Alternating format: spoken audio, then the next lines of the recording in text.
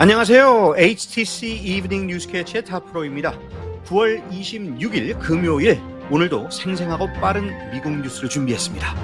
그럼 바로 오늘의 헤드라인을 만나보시겠습니다. 미국 경제는 초고소득층 소비가 견인하며 상위 10%가 전체 지출의 절반을 차지하고 있습니다. 연방정부가 예산 협상의 난항을 겪으며 2019년 이후 첫 셧다운 위기에 직면하고 있습니다. 뉴욕 증시는 3거래일 하락을 끊고 상승 마감했고 원달러 환율은 1,409원대에서 거래를 마쳤습니다. 트럼프 행정부가 태양광 발전을 비싸고 불안정하다며 보조금 축소와 규제 강화를 이어가고 있습니다. 국방장관이 전 세계 일성 장군과 제독을 긴급 소집해 전사 정신을 강조하며 군 내부의 긴장을 높이고 있습니다.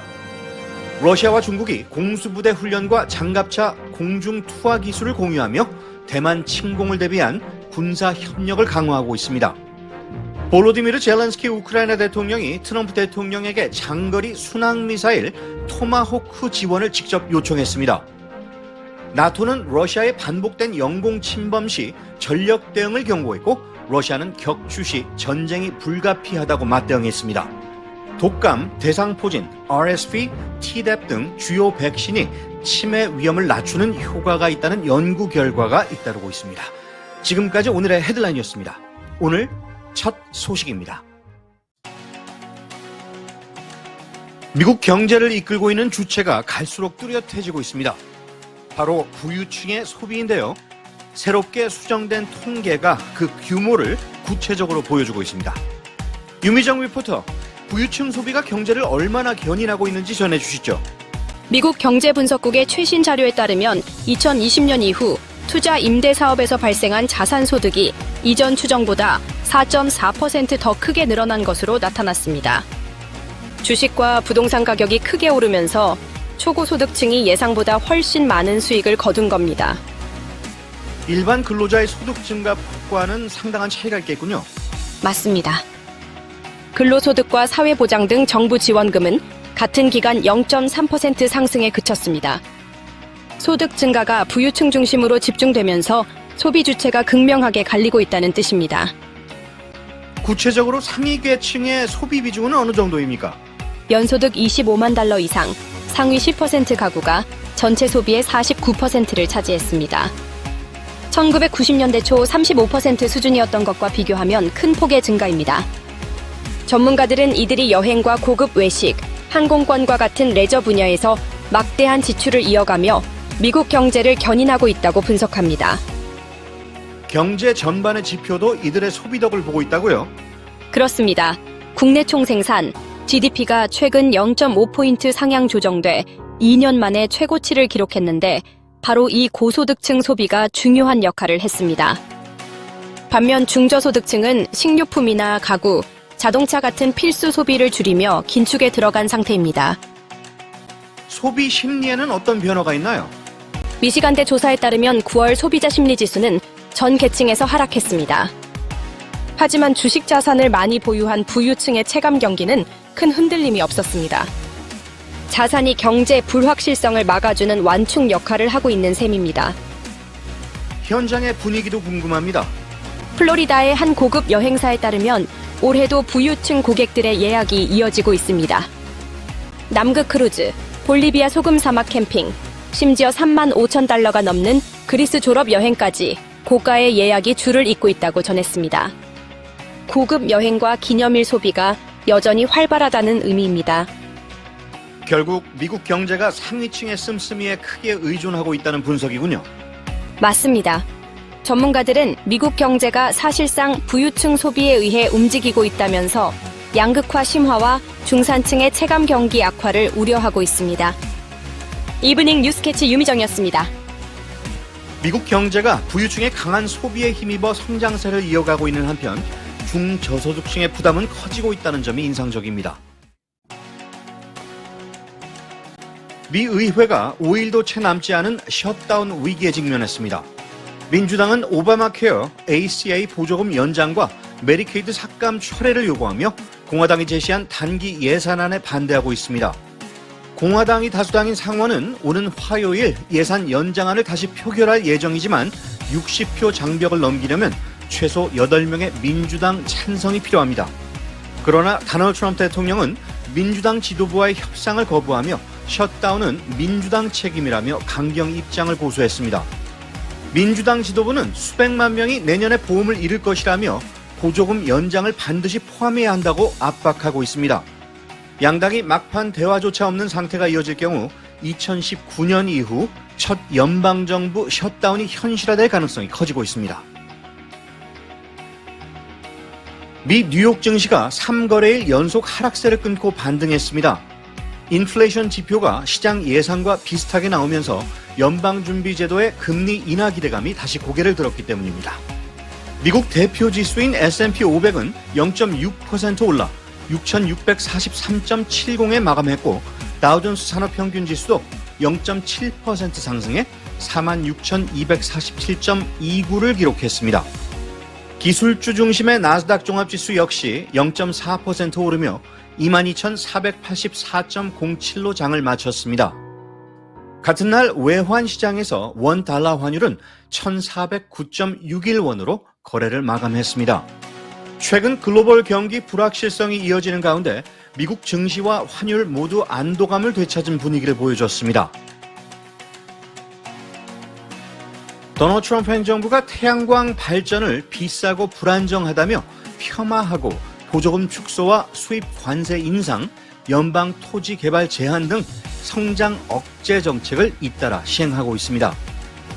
에너지 장관 크리스 라이트는 태양광 패널은 그리드의 기생충이라면서 50년 후에도 전 세계 에너지의 10%를 넘지 못할 것이라고 주장했습니다. 하지만 에너지부 자료에 따르면 지난해 신규 전력 설비의 대부분을 태양광이 차지했고 비용도 계속 하락 중입니다. 전문가들은 트럼프의 정책이 가장 빠르게 성장하는 전력원을 고의로 가로막고 있다고 비판하며 세계 각국이 재생 에너지 확대에 나서는 가운데 미국만 역행하고 있다고 지적합니다. 시장 분석가들은 정부 지원이 줄어도 태양광은 꾸준히 성장할 것이라면서도 트럼프의 예상보다 크고 태양광 낙관론자들이 말하는 것보단 작은 규모로 자리 잡을 것이라고 전망했습니다. 국방장관 피트 헥세스가 오는 화요일 버지니아주 퀀티코 해병대 대학으로 전 세계의 모든 일성 장군 제독 이상을 단기 소집했습니다. 그는 1시간도 안 되는 짧은 연설에서 워리어 에토스와 군 기강을 직접 강조할 예정입니다. 수백 명의 장성들은 불과 며칠 전 받은 지시에 따라 세계 각지의 작전 현장에서 긴급히 이동해야 하며 예외는 극히 드뭅니다. 헥세스는 올해만도 이유 없이 여러 고위 장교들을 해임하며 군 내부의 불안을 키워왔고 이번 소집도 추가 인사 조치가 뒤따를 것이라는 관측을 낳고 있습니다. 펜타곤은 회의 목적을 공개하지 않고 있으며 일부 군 관계자들은 전투 경험이 풍부한 지휘관들에게 전사정신 강연이 필요한가라며 불만을 제기했습니다. 민주당 상원 의원들은 안보 공백과 막대한 비용을 이유로 우려를 표했고 공화당은 공식 입장을 내지 않았습니다. 러시아가 중국 공수부대 1개 대대를 훈련 무장하고 고도에서 장갑차를 공중 투하하는 기술과 노하우를 제공하기로 한 비밀 문서가 공개됐습니다. 이 합의는 러시아가 37대의 BMD-4M 경수륙 장갑차와 스프루트 자주 대전차포 등 총 5억 8천만 달러 규모 장비를 판매하고 중국 낙하산 부대원들을 직접 훈련하는 내용을 담고 있습니다. 전문가들은 러시아가 우크라이나 전쟁과 서방 제재로 중국 의존도가 커진 반면 중국은 러시아의 공수작전 경험을 흡수해 대만 점령 시 초기 공중 강습 능력을 극대화하려 한다고 분석합니다. 두 나라는 이미 지난해 14차례 합동훈련을 실시하며 군사 협력을 심화했고 이번 합의는 상징적 연합을 넘어 실질적 전투 운용 단계로 진입했음을 보여줍니다. 분석가들은 러시아가 중국의 전략적 후방이 되고 있다며 향후 미국과 동맹국에 맞선 공동 전선이 더욱 견고해질 것으로 전망하고 있습니다. 젤렌스키 우크라이나 대통령이 미국 뉴욕 유엔 총회 기간 중 도널드 트럼프 대통령을 만나 미국산 장거리 순항미사일 토마호크를 지원을 요청한 것으로 전해졌습니다. 미국 매체 악시오스는 오늘 젤렌스키 대통령이 인터뷰에서 트럼프 대통령이 우리가 필요한 한 가지를 알고 있다면서 검토해 보겠다고 답했다고 전했다고 보도했습니다. 토마호크는 사거리 약 2,400km로 모스크바 등 러시아 본토 깊숙한 곳까지 타격이 가능한 무기입니다. 젤렌스키 대통령은 우리가 그것을 갖게 되면 푸틴을 협상 테이블로 압박할 수 있다면서 실제 사용보다 억지력 확보가 목적임을 강조했습니다. 월스트리트저널도 미 고위 당국자들을 인용해 트럼프 대통령이 러시아 본토를 향한 장거리 무기 사용 제한을 완화할 가능성을 열어두었다고 전했습니다. 다만 구체적 약속은 하지 않았다고 덧붙였습니다. 미국은 그동안 러시아와의 직접 충돌을 우려해 토마호크 판매를 보류해 왔습니다. 특히 바이든 행정부 시절 지원된 사거리 300km의 ATACMS 미사일도 사용을 제한했으나 최근 트럼프 대통령이 푸틴을 종이 호랑이라고 부르며 우크라이나 영토 회복을 공개 지지하고 나토 동맹국 무기 판매를 약속하는 등 입장 변화를 보이고 있어 향후 정책 수정 여부가 주목됩니다. 우크라이나 고위 당국자들은 다음 주 워싱턴을 방문해 피트 헥세스 국방장관과 협의를 이어갈 예정이며 미국이 토마호크 제공을 최종 결정할지는 아직 불투명하다고 악시오스는 전했습니다. 러시아 전투기와 드론이 최근 나토 회원국 영공을 잇따라 침범하자 유럽 각국이 강력히 경고했습니다. 블룸버그 통신에 따르면 영국, 프랑스, 독일 외교관들은 모스크바에서 열린 비공개 회의에서 추가 침범 시 전력 대응, 필요하면 격추도 가능하다는 입장을 러시아 측에 전달했습니다. 러시아는 에스토니아 영공 침범은 없었다며 부인했지만 주 프랑스 러시아 대사는 나토가 러시아 항공기를 격추한다면 전쟁이 일어날 것이라고 맞대응했습니다. 또 폴란드 영공을 드론이 침입한 사건은 실수라고 주장했습니다. 나토 조약 4조는 회원국이 위협을 감지하면 협의를 열 수 있도록 하는데 이달 들어 폴란드와 에스토니아 영공 침범 사건으로만 2차례 발동됐습니다. 덴마크도 이딴 드론 교란을 이유로 4조 발동을 검토 중입니다. 유럽 지도자들은 단결을 보여줘야 한다고 강조하지만 러시아의 의도를 확실히 파악하기 어렵다는 이유로 대응 수위를 두고 신중론도 만만치 않습니다. 독일, 이탈리아는 확전 우려를, 네덜란드는 러시아가 나토 영공을 넘으면 격추될 수 있다는 강경 입장을 내놨습니다.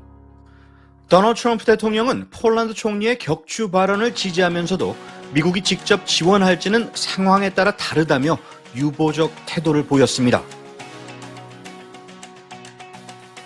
최근 연구에 따르면 정기 예방접종이 단순히 감염병을 막는 것을 넘어 치매 발병 위험을 줄이는 효과와도 연관이 있는 것으로 나타났습니다. 가장 널리 알려진 사례는 독감 백신입니다. 텍사스대 연구진은 65세 이상 180만 명을 4년간 추적 조사한 결과 독감 백신을 한 번이라도 맞은 사람은 알츠하이머병 발병 위험이 40% 낮았고 또 다른 대규모 연구에서도 치매 위험이 17% 줄어든 것으로 확인됐습니다. 대상 포진 백신도 강력한 효과를 보여줍니다. 영국과 호주의 대규모 연구는 이 백신이 치매 위험을 약 20% 낮췄다고 보고하며 가장 뚜렷한 연관성을 입증했습니다. 2023년에 처음 승인된 RSV 백신 역시 주목받고 있습니다. 43만 명을 대상으로 한 조사에서 RSV 백신을 맞은 사람은 독감 백신만 접종한 사람보다 치매 위험이 더 낮은 것으로 나타났습니다. 또한 Tdap 백신이라고 하죠. 파상풍, 디프테리아, 백일해를 예방하는 접종도 치매 발병률을 낮춘다는 연구 결과가 잇따르고 있습니다. 전문가들은 이러한 현상을 중증 감염이 뇌염증을 일으켜 치매를 촉진할 수 있기 때문이라고 설명합니다. 백신은 이런 감염 자체를 예방할 뿐 아니라 면역 체계를 긍정적으로 조율해 뇌 건강을 지킬 가능성도 있습니다. 의료진은 개인 건강 상태를 고려한 상담을 통해 정기적으로 백신을 맞는 것이 치매 예방과 건강한 노후를 위한 중요한 선택이라고 강조하고 있습니다. 꿈은 꾸는 게 아니라 도전하는 것이다 라는 말이 있습니다. 한번 도전해 보시는 것이 어떻겠습니까? 이브닝 뉴스 캐치, 오늘 소식은 여기까지입니다. 좋은 밤, 좋은 하루 되시기 바랍니다. 진행의 타프로였습니다.